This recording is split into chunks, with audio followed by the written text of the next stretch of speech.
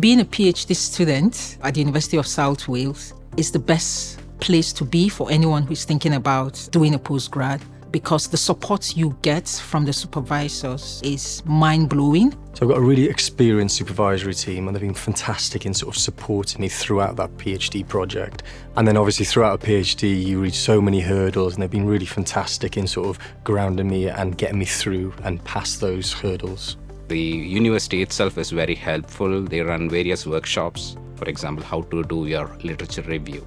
The students feel at home here, so they have support from both their supervisors and from their fellow students. The best thing about doing my PhD at USW is the support that I get from my supervisors. They're leading experts in the field. Aside from your supervisors, the other most crucial relationship is a relationship you have with the graduate school. So they've been helpful in terms of when you're not feeling okay, you need someone to talk to. They care about your well-being.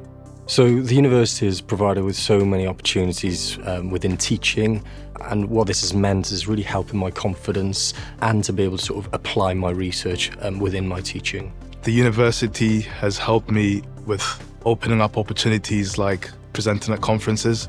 Last year I presented 3 papers in France, and I also presented at the graduate school research day.